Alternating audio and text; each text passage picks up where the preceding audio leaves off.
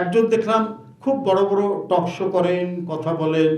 আমি কালকে রাজশাহী ইউনিভার্সিটিতে গিয়েছিলাম, রাজশাহী ইউনিভার্সিটিতে এই জুলাইয়ের উপর একটি সম্মেলনে, ওইখানে বক্তৃতা করেছি। আমি বলেছি যে জুলাই বিপ্লব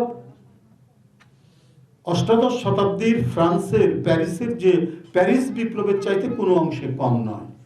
এটার উপর উনি ব্যাখ্যা দিয়েছেন, আর প্যারিস বিপ্লবে এতদিন ধরে এটা এই হয়েছে সেই হয়েছে, এরপরে এই ঘটনা হয়েছে বলে আমি তাদের বলতে চাই যে দেখুন, আপনারা মানে শুধুমাত্র একজনকে সমালোচনা করতে হবে বলেই করছেন।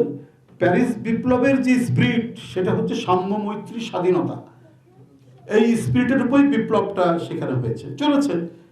জুলাই বিপ্লব তো একদিন জুলাই বিপ্লবের রূপ নিয়েছে কোটা বিরোধী আন্দোলন থেকে, এটা এক দফার আন্দোলনে শেখ হাসিনার পতন। কিন্তু এর পেছনে তো 17 বছরের আন্দোলন আছে, 17 বছরের রক্ত ঝরা আন্দোলন আছে, ইতিহাস আছে।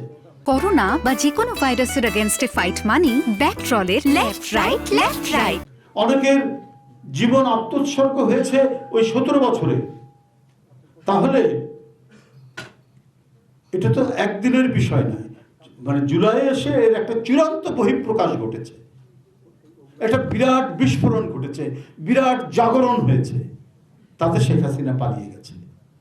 আর তার একটা প্রত্যেকটি বিপ্লবের দার্শনিক ভিত্তি থাকে, যেটা প্যারিস বিপ্লবের সাম্য, মৈত্রী, স্বাধীনতা।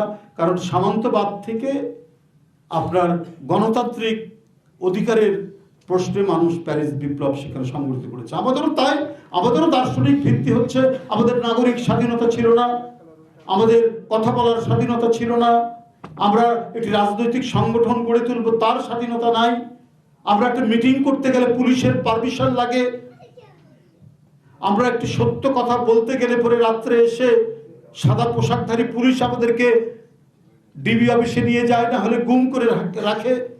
হাসিনার আমল মানে গুম আর বিচার বহির্ভূত হত্যার আমল, ক্রস ফায়ারের আমল।